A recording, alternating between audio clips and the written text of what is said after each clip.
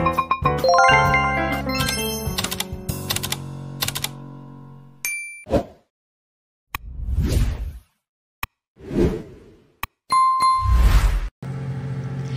guys, good morning. Good morning dyan pala sa inyo. Ngayon palang araw na to, magluluto pala ako ng aking munggo kasi na-miss ko yung munggo ko. Kaya ito, magluto na tayo. Naglagay na pala ako ng olive oil kasi ngayon puro mga healthy nang kinakain ko. So far 11 days na ako na hindi kumakain ng kanin simula nang dumating ako galing ng Pilipinas to USA. Siguro to pwede na, mainit na siguro. Ilagay na natin ang bawang. Ayan, na ako ng aking mga ingredient.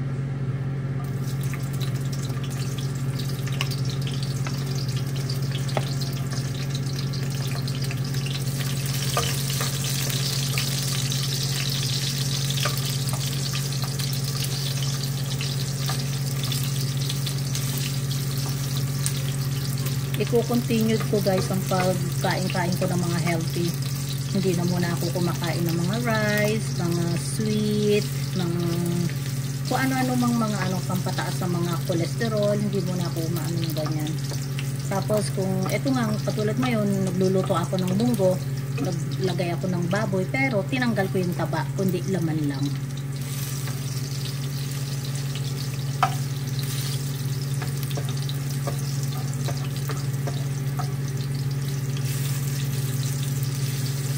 Kaya ko naman pala guys na hindi kumain ng kanin. Tingnan mo ngayon 11 days na ako na hindi kumakain ng kanin.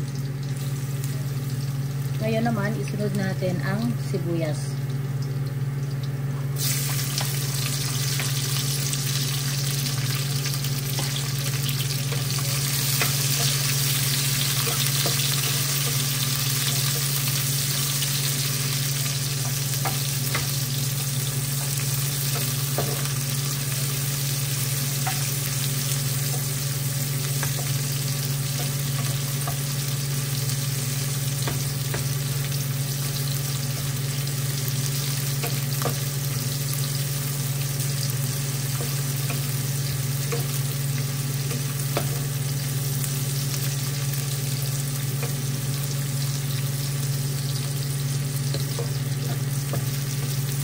Sunod natin ang kamatis.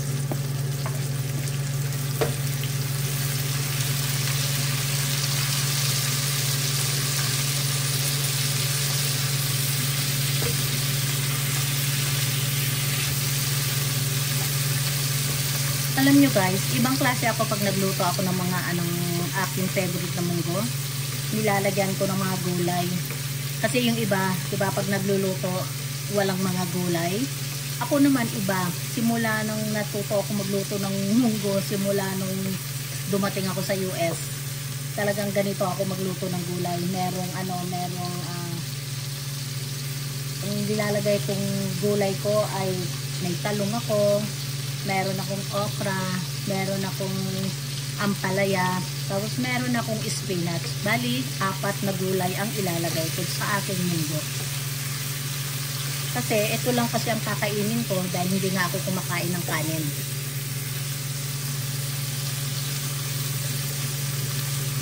Isarado muna natin para maluto lahat. Doon saka natin ilalagay ang ating baboy. Ayan guys, buksan na natin. At halo-haloin na natin. Ayan, pwede na to. Ilalagay ko na ang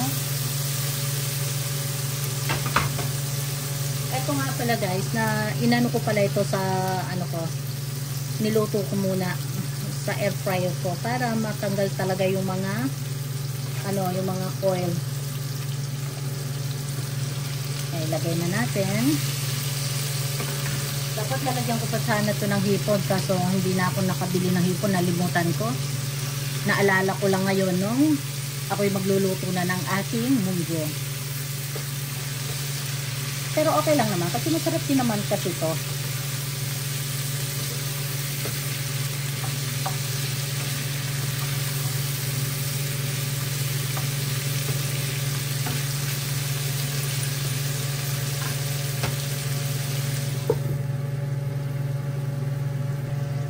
Ayan, buksan na natin.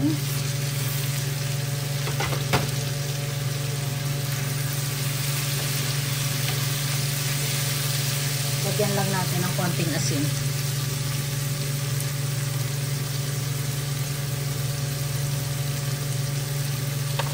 Lagyan natin ng paminta.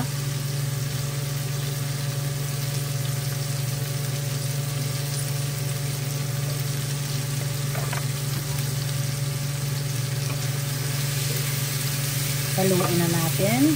Ilalagay ko na to sa aking nilulutong munggo.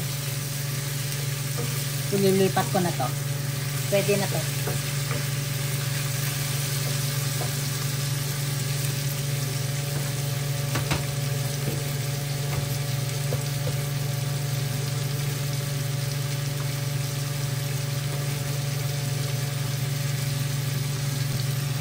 Okay guys, tanggalin na natin. At ilagay natin itong ating nilulutong munggo. Yung munggo ko pala, luto na yan.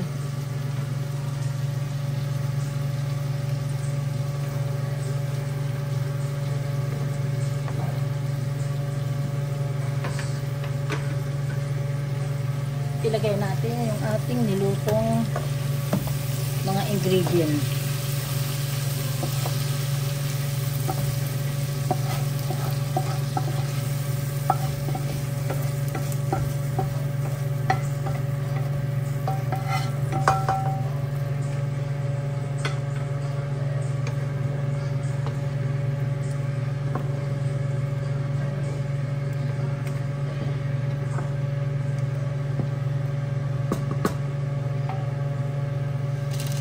Ngayon, lagyan muna natin siya ng Maggi Sarap. Para lalong sumarap yung aking munggo.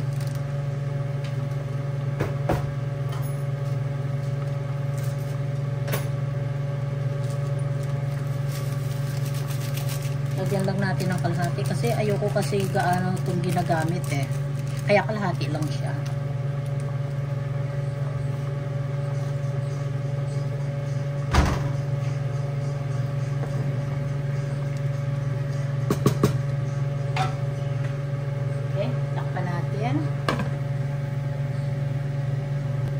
Okay, ngayon guys, buksan na natin kasi luto na itong aking munggo. Ilalagay na natin ang ating mga gulay.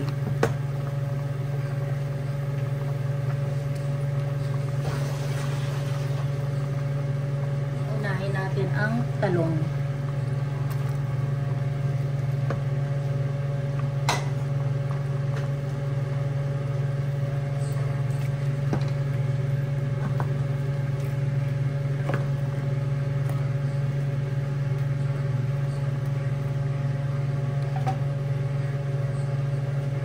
Ilagay natin ang okra. At ilagay natin ang ating ampalaya.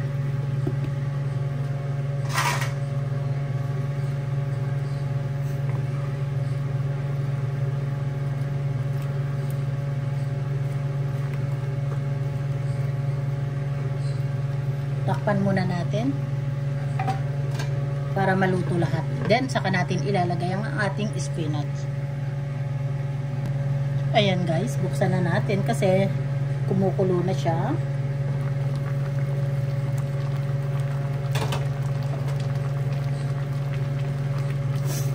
Haluin natin. Sarap ng aking munggo. Masustansya. At mura pa.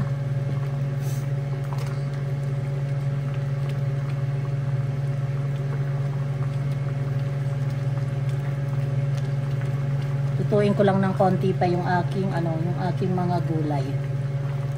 Konti na lang. Kasi ilalagay ko na yung spinach. Takpan na muna natin. Okay guys, ayan, buksan na uli natin. Siguro pwede na to. Pwede na yung aking mga gulay. Kasi ayaw ko naman ng lutong-luto, sobra-sobra naman ng pagkaluto ng aking mga gulay. Tama lang yung medyo crunchy-crunchy siya. Kaya yan, pwede na. Ilagay na natin ang ating spinach. Pwede na pala, patayin na natin to.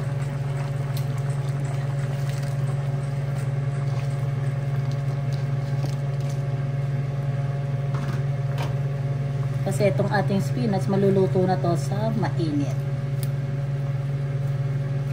O, ayan guys.